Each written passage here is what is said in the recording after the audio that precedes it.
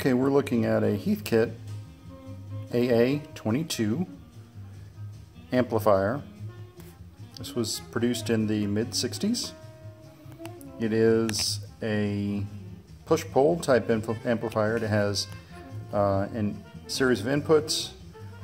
It has a selection to reverse stereo, have stereo in the normal mode, and go to mono. It has a bass and treble. This particular unit has been serviced by someone prior to me, and I will show you a couple of things that you're going to want to look out for as this unit gets older. We're going to take the top off. We're going to look at a couple of things. Okay, so when we're looking at the inside, we're going to see a couple of things that were done. First, as you're looking at this, the bottom right is the right hand preamp and equalization section. The left is the left hand equalization preamp section. Toward the back, we've got the main transformer, which provides power, and then we have on the right hand side a refurbished board with new resistors, new capacitors. This is on the right hand side. You'll also notice there are two brand new RCA 2N2147 output transistors. And if we look on the other side, we're going to see a partially refurbished board. This one has new capacitors, and it has some new resistors where the other ones were out of compliance. And it has the original output transistors.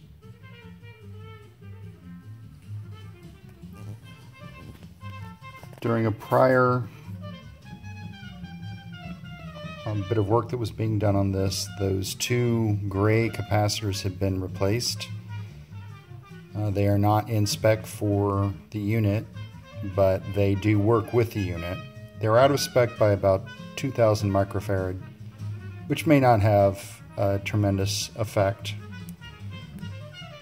There are a couple of other capacitors that are out of spec as well. These are 470 microfarad capacitors. They're not supposed to be that high. Again, probably not having much of an effect. You can tell someone had done some work keeping track of what the emitter, base, and collector are on these vintage transistors. See that in both places. All right. This one apparently at one point might have been bad. That's what the X is for. They're currently fine. There's nothing wrong with them. In this particular repair, the two diodes on the left, you can tell they're newer than the other four, had blown. Those are the new ones that I replaced. That was the first thing that was wrong with this system. The other things that were wrong with this involve all the capacitors on each of the preamp boards. None of them were any longer in compliance. On this side, most of the most of the capacitors were replaced. Someone else had replaced some of the capacitors, the orange ones. And on the other side of this board, I'm not going to pull the plates to show, but on the other side of this board there was some board work that someone else had done. You'll notice there are different transistors. There aren't the original spec transistors. That big one in the back is not the original transistor, but it's a transistor that's in specification for this unit. This side we see mostly the same transistors that came with the unit when it was either built or shipped from the factory. Now, what's important to remember with any vintage transistorized amplifier is that they do not have protection circuits in them.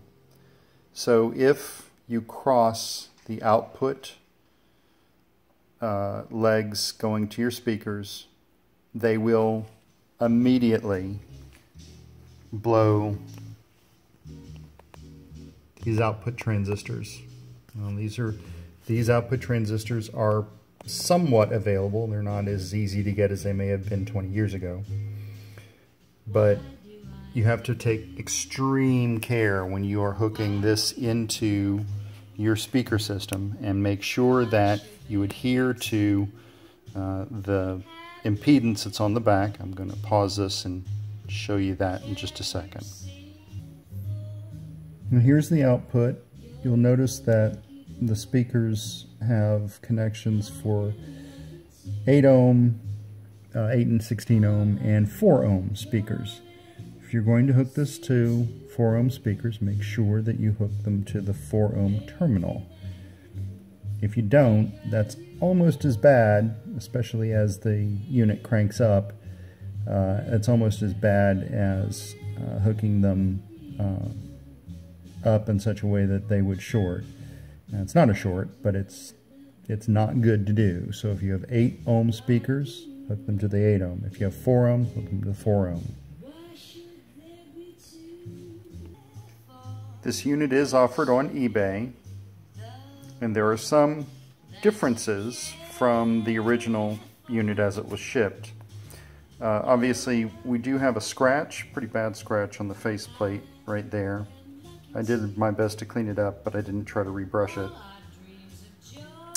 We have LEDs that were put in place of the original light bulbs. There were actually incandescent light bulbs that sat behind some colored strips. Whoever had repaired this to begin with put some panel lights in, and that's fine.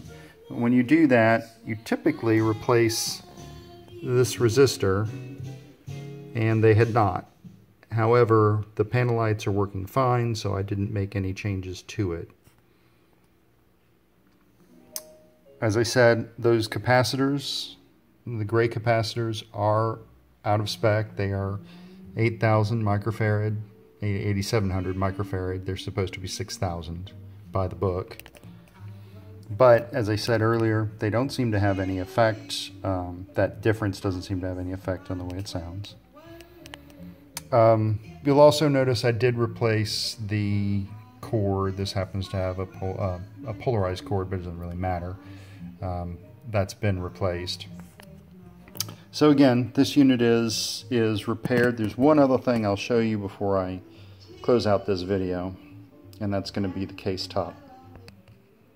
The case top was pretty badly damaged. What I was able to do was steel it and put some polyurethane on to preserve it, and it looks a lot better than it did when I got it. It's not perfect. This is also something that's about 50 years old, so feel free to pull the case top off. Be very careful with it, but if you want to refinish it any further, you could probably do a better job than I have. But it looks pretty good. I'm going to put it back on the unit now. So when I had shown this to you earlier, I had the top off. I didn't go through the controls down here. They're self-explanatory. There is a balance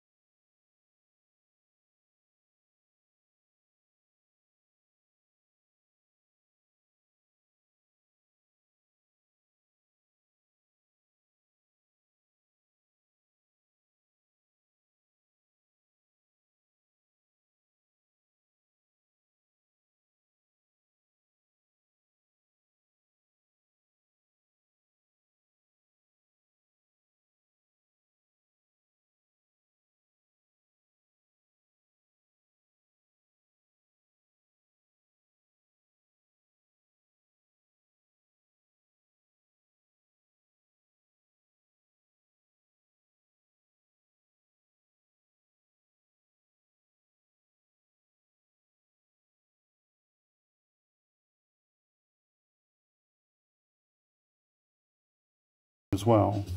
That's normal. The output sections have output transistors which are mounted to the chassis, which acts as a heat sink. And so as they get warm, and they will get warm because they're big switches, they will transfer the heat to the chassis will transfer the heat out. You will notice that the side of the box gets warm. That's okay. If for any reason it gets too warm, or obviously if you see any kind of smoke, then I would certainly shut off the unit and take it to a local repair shop just to make sure that nothing else has gone bad. Remember, this is a unit that was new in the mid-60s, refurbished by somebody other than me, and further refurbished by me. There's no guarantee that this is going to work for another 30 years, but with any luck, and certainly with the parts that I've put in, I would have an expectation that it would work. But I can't vouch for all of the other components that I didn't change. So I hope this helps you if you are looking to purchase this. Take care.